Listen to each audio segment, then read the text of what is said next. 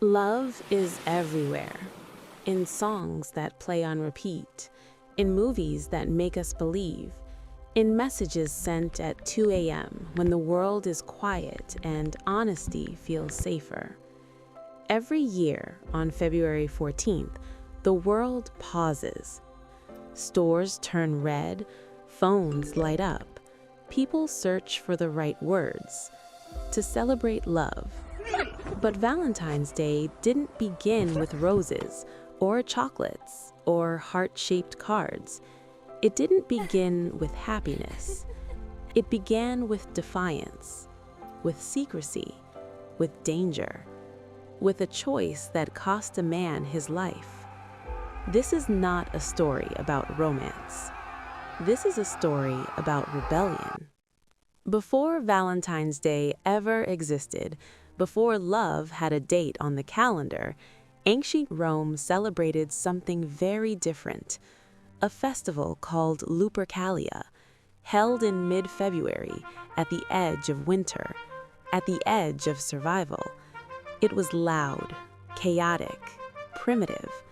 Animals were sacrificed, blood marked foreheads, names were drawn from boxes, men and women were paired, sometimes for a night, sometimes for life. This wasn't romance. This was biology. This was population. This was continuation of the empire. Love back then wasn't gentle. It wasn't poetic. It was functional. Marriage wasn't about emotion. It was about structure, duty, survival. But Rome was changing. New ideas were spreading, new beliefs were taking root, and the world was about to collide with something dangerous: love as choice.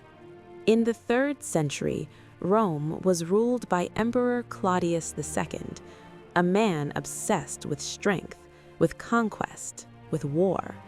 He believed something radical and terrifying, that love made men weak. Married soldiers, he thought, were less loyal to the empire, less willing to fight, less willing to die. So Claudius made a decision. He banned marriage. No weddings, no vows, no promises. Love, in the eyes of the empire, became a liability. But love doesn't disappear when it's outlawed. It hides, it whispers, it waits. And that's where Valentine enters history. Valentine was a priest, not loud, not powerful, not famous, just human. He believed something simple and dangerous, that love was sacred, and no emperor had the authority to erase it. So Valentine broke the law. In secret, he performed marriages, by candlelight, behind closed doors, in hushed voices. Each wedding was an act of resistance. Each vow was a crime. But Rome always finds what it fears. Valentine was discovered, arrested, dragged into prison. His sentence was clear: death. Not for violence, not for treason, but for choosing love over power. Prison is where legends are born. While imprisoned, Valentine met the jailer's daughter. Some say she was blind. Some say she was lonely. Some say she simply listened. But something happened. In a dark cell between stone walls and iron bars, a connection formed. Before his execution, Valentine wrote her a letter. No grand speech, no poetry, just truth. He signed it, "From your Valentine." The first Valentine's message. Not roses, not candy, just words, written by a man who knew he would die. On February 14th, Valentine was executed. Rome thought it ended the story. It didn't. Valentine was gone, but his story spread, quietly, through whispers, through memory. Centuries later, the Christian church faced a problem. Lupercalia still existed, wild, pagan, uncontrolled. They needed something new, something softer, something meaningful. So February 14th became Saint Valentine's Day, a transformation from blood to devotion, from chaos to commitment. Love was no longer dangerous, it was holy. For hundreds of years, Valentine's Day remained symbolic.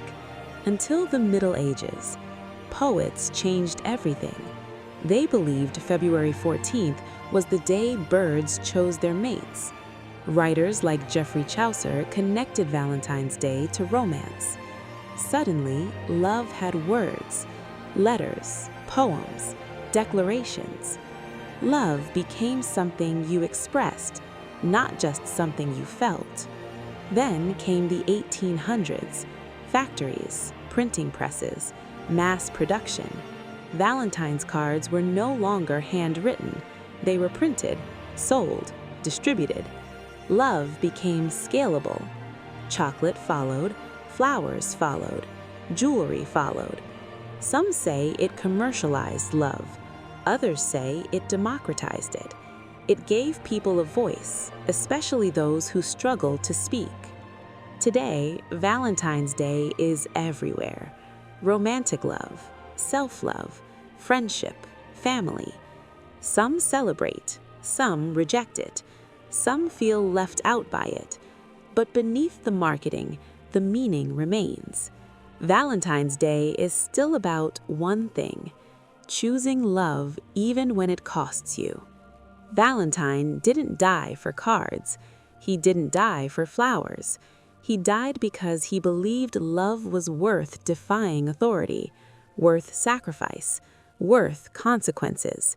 In a world that said no, he said yes, quietly, bravely, fully.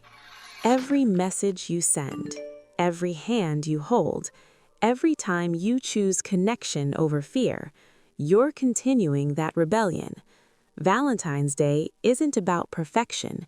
It's about choosing love anyway. And that's why after centuries, we're still saying, "Be my Valentine."